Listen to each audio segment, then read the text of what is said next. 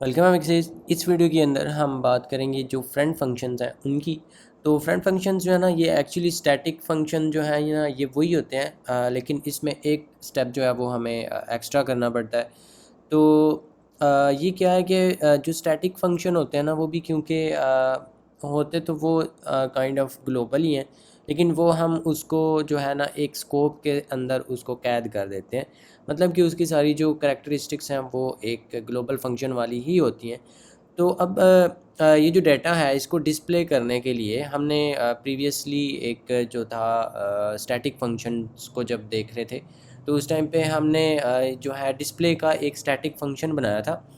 तो वो अगर हमारे पास यहाँ पे ग्लोबल नेम स्पेस में हो लाइक डिस्प्ले, और इसमें कोई डिफरेंस भी नहीं है। अगर आप देखेंगे कि यहाँ पे हम इसको भी जो ये कंटेनर क्लास है ना इसी का एक रेफरेंस देंगे, और ये जो है इसको इसका जो भी डाटा है ना एक्चुअली ये उसको प्रिंट करेगा। तो फॉर नाउ ये क्या है कि ये डाटा जो है ये प्राइवेट है, और ये ऑब्वियसली यहाँ पे इस के अंदर एक्सेस नहीं किया जा सकता। लेकिन जो स्टैटिक मेंबर था उसके केस में हमें वो क्यों मिल रहा था? वो इसलिए मिल रहा था कि इवन दो वो स्टैटिक था, लेकिन वो इसी क्लास के अंदर बनाया गया था। तो वो जो है ना वो आप ऐसे समझ लें कि एक उसके ऊपर जो सिंटैक्टिकली, पता नहीं सिंटैक्टिकली वर्ड होता भी है कि नहीं, लेकिन सिंटैक्टिक शुगर क्या कह के ना तो वो अजीब लगता है अब कहते हुए, for some reason I don't know. तो वो एक्चुअली सिंटैक्टिक शुगर ही है। ओके, मैंने कह दिया फिर। तो है वो एक्चुअली इस तरह का एक जो ग्लोबल वेरिएबल है या ग्लोबल जो आपका फंक्शन है वो जस्ट वही होता है। तो अब इस तरह का अगर हमारे पास कोई सिनेरियो हो जाए कि हमारे पास कोई ग्लोबल फंक्शन है जो कि मतलब उस सिंटैक्स से नहीं बनाया गया हुआ स्टैटिक वाले स्टाइल से, तो हम इसको अगर प्राइवेट जो डाटा है या फंक्शंस भी अगर इधर होते हैं, प्राइवेट कोई भी चीज़ हो, वो अगर हम इसको उसकी एक्सेस देना चाहते हैं तो उसके लिए हम इसको उसका फ्रेंड डिक्लेयर कर सकते हैं।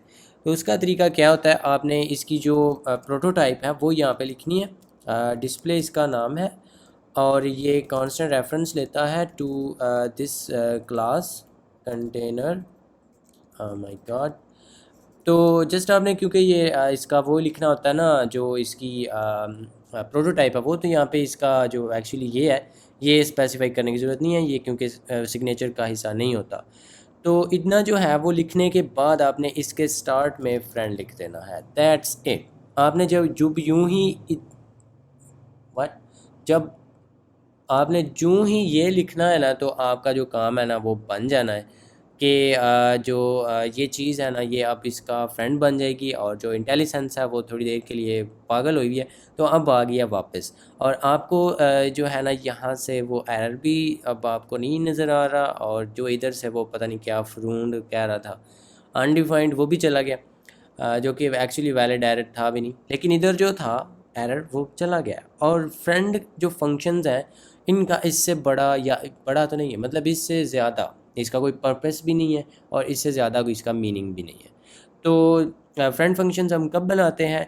जब हम किसी भी फंक्शन को जो क्लास है, इस केस में ये कंटेनर क्लास है, इसके प्राइवेट जो डेटाज हैं या उसका फंक्शंस हैं, प्राइवेट कोई भी चीज़ है, मैं एक्चुअली प्राइवेट पार्ट्स नहीं कहना चाह रहा। तो एक्चुअली ये इसकी जो भी प्राइवेट चीज़ें हैं ना उनको उन तक एक्सेस देने के लिए ना हम उसको उसका फ्रेंड बना सकते हैं, which is so weird to say, I don't no. लेकिन बस यही होता है जी। फ्रेंड फंक्शन जो है ना ये, यस मैंने काफ़ी बार कह दिया, तो होपफुली आपको इसकी समझ आ गई होगी। सो ये होते हैं फ्रेंड फंक्शंस इन C++।